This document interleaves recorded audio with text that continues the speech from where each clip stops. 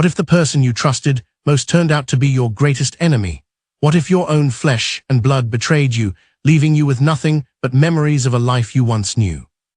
This is the story of a family, once privileged, now shattered by betrayal. When tragedy strikes, it doesn't always come in the form we expect. Sometimes it wears the face of someone we love. The children of George, a once prosperous man, found themselves cast into a world of darkness after their father's death. But the true horror came not from the loss itself, but from the hands of a woman they called family. A simple twist of fate would send them from wealth to the cold streets of Lagos. But in the depths of despair, a truth would emerge, one that would change everything they thought they knew about loyalty, love, and revenge. What would you do if everything you had was stolen from you by the very people you trusted most? Stay tuned, because this tale is one of betrayal, survival, and a question that haunts us all. Can you forgive the unforgivable? Once they lived a life of privilege. George, a successful businessman, and Betty, his loving wife, provided their children with everything they could ever want. Their world was one of comfort, of security, of laughter. Michael, the eldest, was the protector of his younger sisters, Divine and Olivia. Together, they were the heart of the home. But life has a way of changing when you least expect it. It wasn't a sickness that took Betty from them. It was a sudden, unexplainable illness, one that left George, Michael, Divine, and Olivia to face a world without her warmth. The children were devastated, but George, lost in his grief, turned to the one person he thought could help him heal. Linda, Betty's best friend, a woman who had always been there, comforting George in his sorrow, assuring him that life would go on. But in her eyes, something was stirring, something darker, more selfish. She had been Betty's friend, yes, but for years, there had been a quiet jealousy brewing beneath the surface. As time passed, George, eager to move on, married Linda. To the children, she was a stranger, someone who didn't replace their mother, but someone who changed everything they knew about family. Still, they tried to accept her. After all, she was their father's choice. Linda was no ordinary stepmother. No, she harbored a deep, bitter resentment toward Betty, and she saw George's remarriage as an opportunity to take everything Betty had once possessed, to claim the life Betty had built for herself. The children didn't know it then, but their father's death was not an accident. It was orchestrated, a tragic twist of fate, carefully planned by Linda herself. A wire cut under George's car, the brake failure, the accident that would steal him away from them, and with it, Linda's power over the family. George's death was just the beginning. It was after his passing that the true cruelty of Linda's heart began to show. What followed was not just the loss of a father, but the cruel stripping of their inheritance, their home, and their dignity. The children were no longer welcome in their own house. They were thrown out, left with nothing but the cold streets of Lagos to face their future. The streets of Lagos are a world of their own, vibrant, chaotic, and unforgiving. It was here, in the shadows of towering buildings and crowded markets, that Michael, Divine, and Olivia found themselves cast out, homeless, alone, their once privileged lives a distant memory. Michael, the eldest, barely old enough to carry the weight of his family, became their protector. His hands, once used to playing with toys, now searched for work wherever he could find it. He did anything, cleaning tables, running errands, even carrying heavy loads for small change. But it was never enough. Not enough to feed them, not enough to keep the cold away, not enough to make the nightmare of their new reality fade. Divine, the quiet one, clung to her brother's side. She was young, too young to understand the full depth of their situation, but old enough to feel the ache in her stomach as hunger gnawed at her. Her once bright eyes were clouded with fear, confusion, and the pain of losing the only world she'd ever known. Olivia, the youngest, cried often. She couldn't understand why they were no longer in their home, why their father wasn't there to tuck them into bed. She would ask Michael when they could go back, and every time he would have to answer, "Not yet, Liv, not yet." But how could he explain the truth, that their stepmother Linda had robbed them of everything they had, and that their father's death was not a random accident? The days turned into weeks, the weeks into months. There were nights when they slept under cardboard boxes, and days when they had nothing but the sound of their stomachs growling to remind them that they were still alive. But Michael kept going, always pushing, always finding a way to keep his sisters going. His determination was the only thing that kept them from losing hope. One evening, as Michael searched through the refuse of a market for scraps of food, a woman approached him. She was elderly, with a kind face and weathered hands. She had been a servant in George's household, a quiet, loyal woman who had watched Michael and his sisters grow up. Her name was Mama Titi, and she had seen the children's fall from grace. She had watched Linda's cruelty with growing discomfort, and when she learned of their plight, she couldn't sit by any longer. She approached Michael, offering him a chance to work for her. She ran a small, humble food stall in one of the quieter parts of Lagos, a far cry from the luxury they once knew, but it was a place of refuge. And for Michael and his sisters, it was a lifeline. Mama Titi's kindness was the first glimpse of salvation they had seen since their father's death. She offered them shelter, food, and work. Slowly, the siblings began to rebuild. The pain was still there, deep and raw, but now they had something to hold on to. They weren't invisible anymore. Michael worked harder than ever, serving customers with the same drive that had kept him going through the darkest days. But as time passed, they all began to wonder, was this really all they would have? Was this the life their father had left them to live?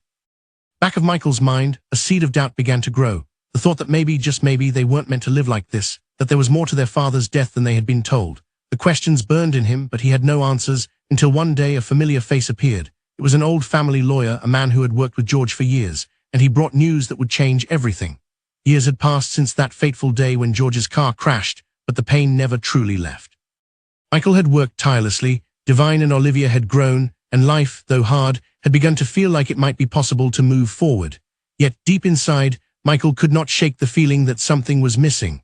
There was still an unanswered question that haunted him: what had really happened to their father?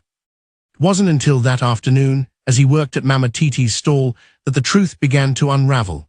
The old family lawyer, Mr. Ojo, had come searching for him. His voice was trembling with urgency, as though he carried a secret far too heavy to bear. "Michael," he began, "I've carried this with me for years, and I cannot keep silent any longer. There are things about your father's death that you do not know.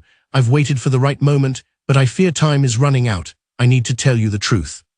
The world seemed to pause around Michael. His heart raced as he listened. Could it be? Was the truth finally coming to light? "Your father's death was not an accident," Mr. Ojo confessed. "It was no mere twist of fate. Someone close to your family orchestrated it. Your father was murdered, Michael, and I know who did it." Words hit Michael like a physical blow. He felt the ground beneath him shift. His mind raced back to all those moments when he had wondered about the strange circumstances of his father's death, the way Linda had acted so coldly after the accident, the way she had so quickly moved into their lives and begun to take control of everything. But to hear the words spoken out loud. Mr. Ojo paused, as if weighing whether he should go on, but Michael's eyes were wide, demanding the truth. "It was Linda," he finally said. "She was the one who cut the wire under George's car, causing the brake failure. She planned it all, driven by jealousy, greed, and her desire to take what Betty had. She was behind it all." Michael's hands trembled. The world around him seemed to tilt, as though he were no longer standing on solid ground.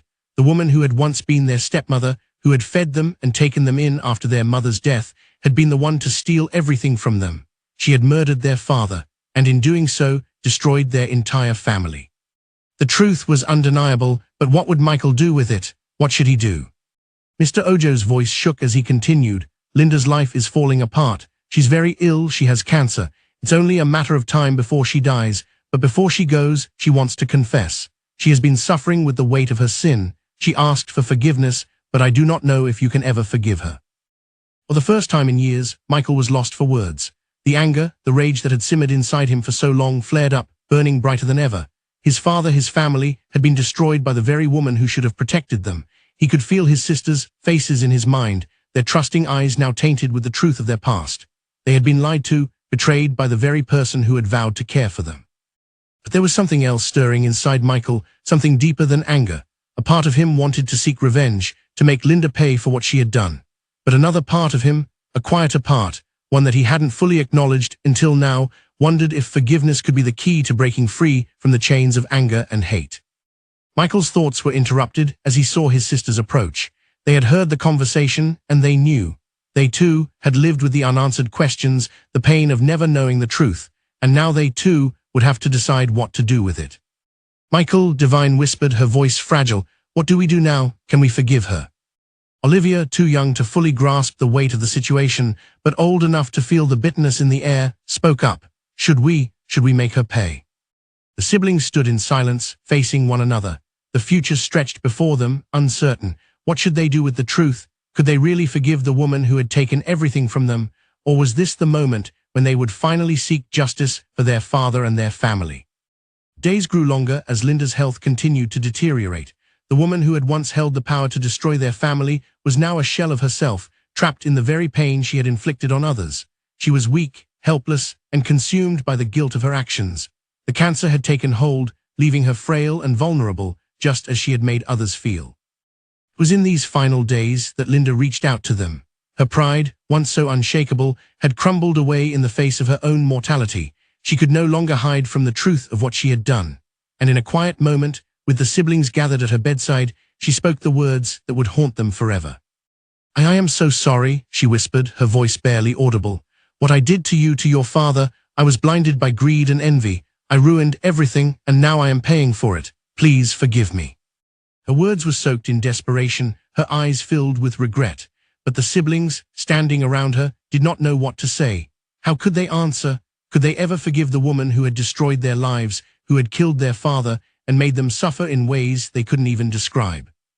Michael looked at his sisters. Divine's eyes were filled with tears, her heart torn by the memory of all they had lost. Olivia, her young face hard with confusion, grasped Michael's hand tightly. The weight of Linda's confession hung in the air, suffocating them, as if the room itself was holding its breath, waiting for an answer. Linda's frail hand reached out toward them, trembling. "I don't deserve your forgiveness," she continued.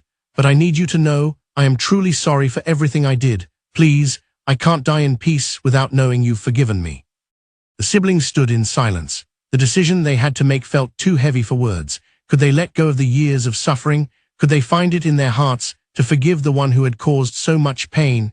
Or would the bitterness of what had been done to them be too much to overcome? They looked at each other, unsure, their hearts torn between justice and mercy, between revenge and peace. In that moment, the past collided with the present, and the future seemed uncertain. Michael, Divine, and Olivia knew that their answer would shape the rest of their lives. The room was silent, save for the soft rustling of the sheets as Linda waited for an answer. The question hung in the air like a storm cloud, one that would not break until the children found a way to answer. Would they forgive her? Would they choose to move on? Or would the pain of the past keep them anchored in the shadows? And so the story doesn't end here. The siblings stood at a crossroads, and the decision they were about to make would either set them free or bind them forever. Only time would tell what they would choose. In the end, this story isn't just about betrayal or forgiveness or even revenge. It's about the weight of our decisions, the ones we make and the ones others make for us. Linda's choices left deep scars, but so did the choices of Michael, Divine, and Olivia. They could choose to hold onto the pain of the past, or they could choose to let it go, to find peace in their own hearts. It's a story about how love, even in the darkest of times, can lead to healing. About how resilience isn't just about surviving, it's about learning to rebuild when everything around you has crumbled. But above all, it's about forgiveness, not as a gift to those who wronged us, but as a gift to ourselves so we don't become prisoners of the past. We've all faced moments of betrayal, of hurt, of loss. But the real question is, how do we move forward? Can we forgive the ones who wronged us, or will the anger of yesterday chain us to a future filled with bitterness? What do you think? Should Michael, Divine, and Olivia forgive Linda, or does the pain run too deep? Imagine what you would do if you were in their shoes. Could you forgive someone who caused so much harm? Let us know your thoughts in the comments below. We want to hear from you. Do you believe in the power of forgiveness, or is it something you feel must be earned? Don't forget to like, share, and subscribe for more powerful African folktales that leave you thinking long after the story ends.